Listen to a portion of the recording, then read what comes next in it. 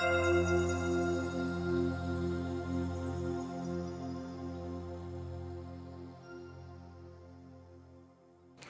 students. In week 1 and 2, we will cover the theoretical underpinnings of human rights. In particular, during the first week, there are 3 modules. In the first module, we will take up meaning of human rights, significance of human rights, and also the historical development and of the origin and evolution of the notion of human rights. In the second module, we will take up the theory of natural rights, and in the third module, we will take up the liberal theory of human rights. First, now let us take up the meaning of human rights. How does one define human rights? Human rights are the rights which accrue to a human being merely by virtue of being born into the human family. And in other words, these are universal, they are equal and inalienable in a sense that nobody can take away one's human rights. It's also said that human dignity is the quintessence of human rights.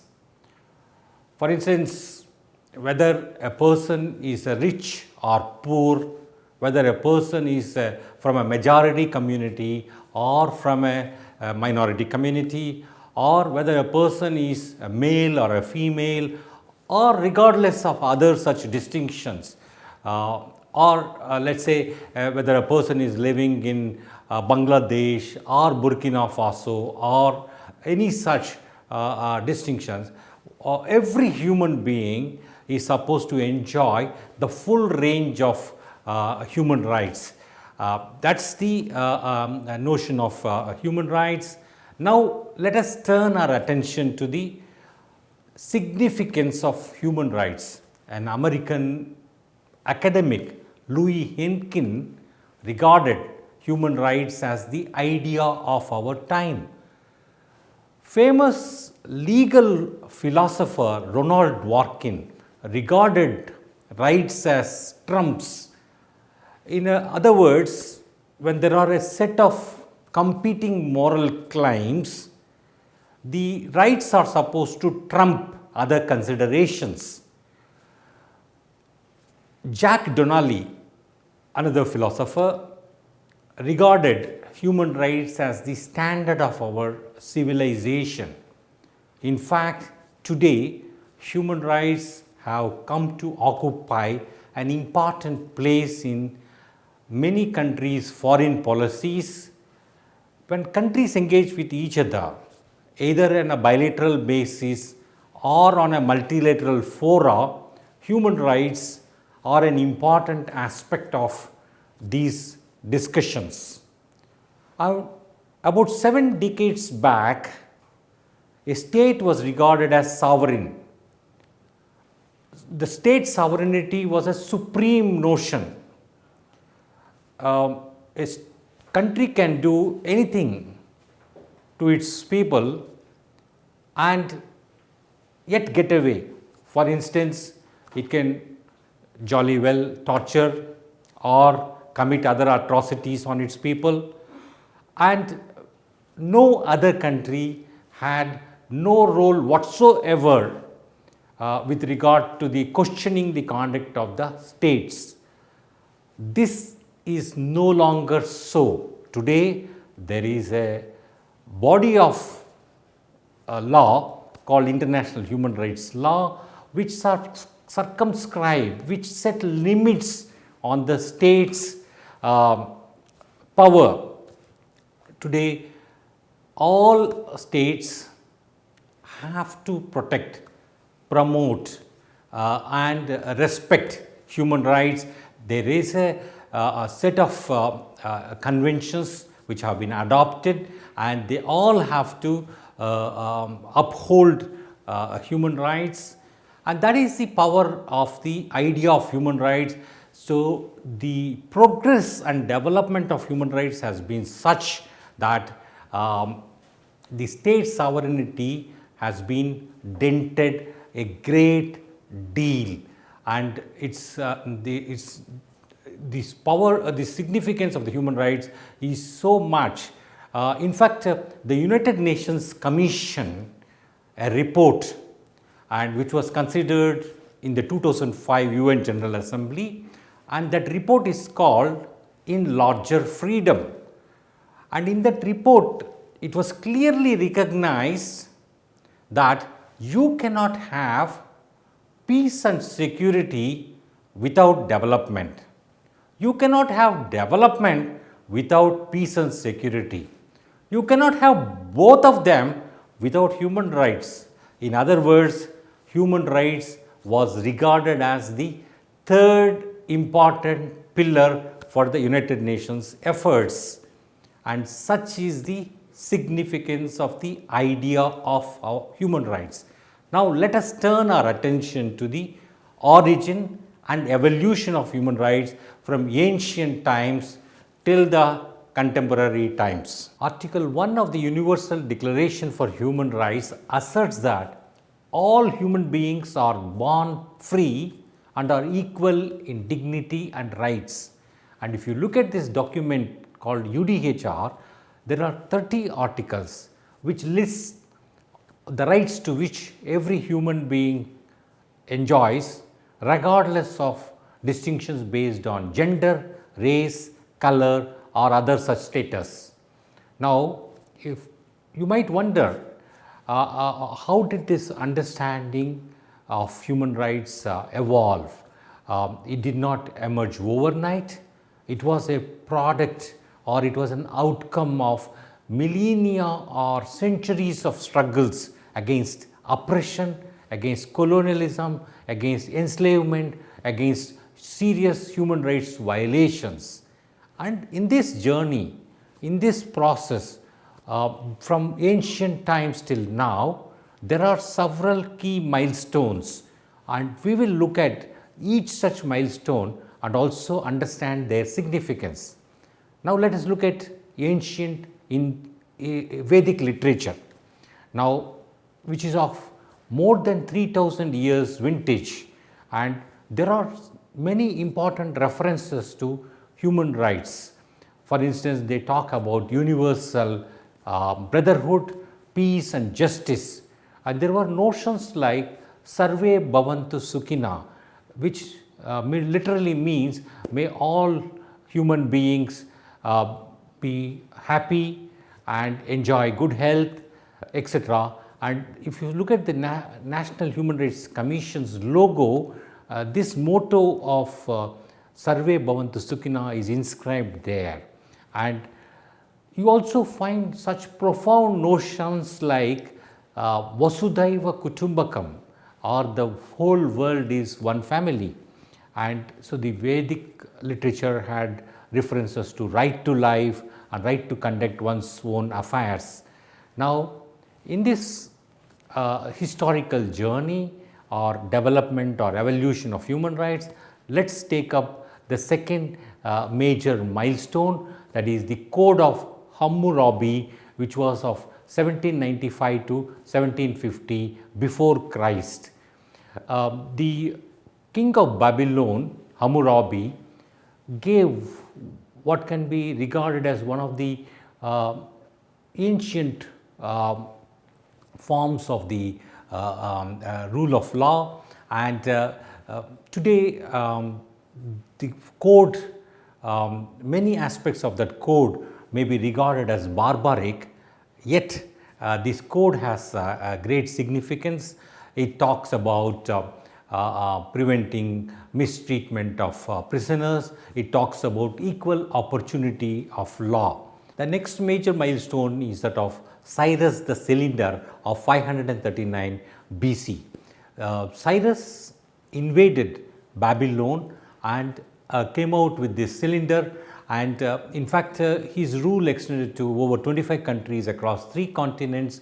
And the norm is that generally when a country is conquered by a conqueror, they plunder, and but on the other hand, Cyrus protected the plurality of cultures, religious traditions, and his code or his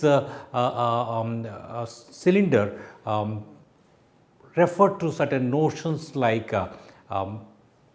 protection of prisoners or humane treatment to prisoners, and also equal protection of law. Now, in this line of various milestones, let us turn our attention to the rock edicts of Ashoka the Great, from the 269 BC to 231 BC. In fact, Ashoka witnessed serious horrors of war and embraced Buddhism, and the Buddhist philosophy and Buddhist teachings influenced his administration. He inscribed certain important teachings in the form of rock edicts and dispersed them across the length and breadth of his territory or kingdom, and they talk about humane treatment to prisoners of war, or also tending to the wounded, and they can be regarded as a precursor, or they can be regarded as an important development which influence development of the humanitarian laws or customs of war. Now, in this progression or in this journey of evolution of human rights, the next major milestone is that of Magna Carta. It's a Latin term which means the Great Charter. It's of a great and profound significance, and it is a very, very important milestone in the historical development of human rights. Here, there were Anglo-Saxon kings, and there was a tyrannical rule which the King John in fact taxed his subjects, and he subjected his peoples to unnecessary war. He quarreled with the French, he quarreled with the Pope, and and he also committed a lot of atrocities on his own peoples. And when the people were forced into a war which they did not want, the subjects in fact clipped his king's powers and made him sign a document. And in fact, it's the first time in the history there is a written charter which clipped the powers of the king and in favor of the peoples, and to that extent it holds a very, very important significance. It also influenced subsequent developments. For instance, in the Glorious Revolution in Britain, when there was a tussle or when there was a war between the parliament on the one hand and the monarchy on the other, the war was waged in the name of Magna Carta, and the Magna Carta also influenced the French Revolution, the American War of Independence. Now, in this line of developments, let's look up the Dutch Declaration of Independence of 1581. The Netherlands was under the colonial rule of Spain, and the Spanish kings stripped the nobles and the cities of their privileges and rights, and when the people of Netherlands could not put up with these violations of human rights, they evolved or they adopted a Dutch Declaration of Independence, which also asserted the rights of man, and to that extent it represents a major milestone in the development of human rights. Now, let us turn our attention to the Glorious Revolution. Here, in the England, in the period of 17th century, a number of developments took place, and there was a tussle between king on the one hand and the parliament on the other as to who is supreme, and with both of them asserting their superiority, and the king always tried to subject the peoples to the unnecessary taxation and also to extortion, etc. And so in this struggle, which was influenced by the Magna Carta, where Magna Carta was invoked. Finally, there was a Bill of Rights that was adopted, and again it represents a major progress in the evolution of human rights, where the powers of the monarch have passed on to the House of Commons and to the people, and where the king's power to levy taxation was curbed, and this was passed on to the parliament. And in other words, no money can be raised without proper authorization from the parliament. Let us now take up the American Declaration of Independence, which was adopted in the year 1776. I will briefly tell you the context and also the elements and also the significance of this milestone.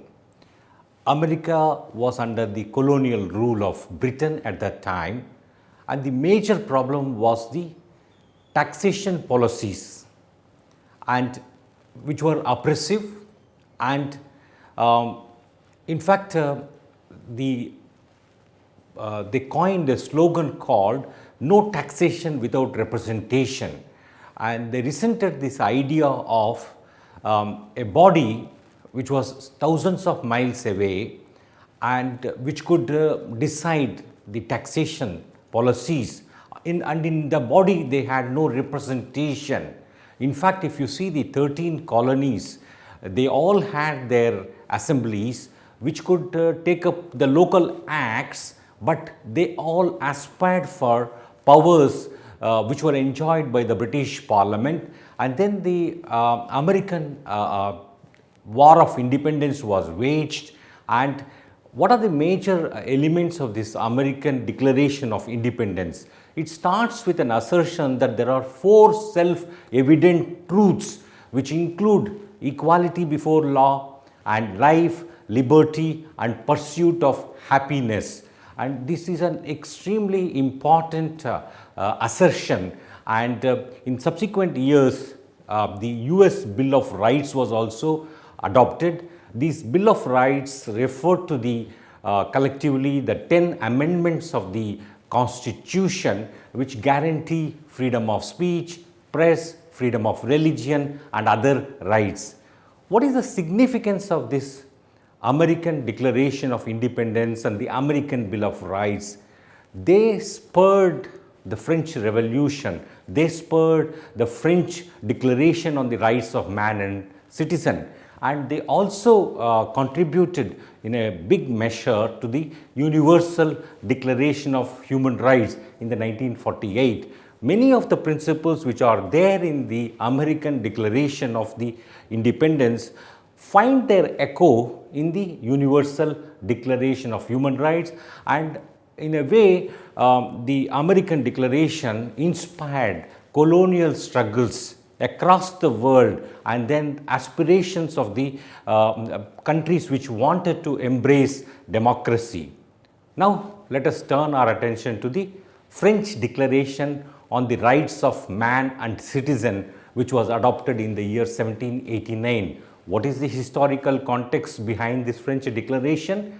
The context was there was a French people were facing the tyrannical rule of King Louis XVI, and the then French king invested heavily in the American War of Independence, and which made the country on the brink of bankruptcy. And so on the one hand there was this war effort, and it was compounded by the droughts and compounded by the excessive taxation, and so there was twin challenges of tyrannical rule and also the excessive and oppressive policies and extravagant and lavish lifestyle of royals.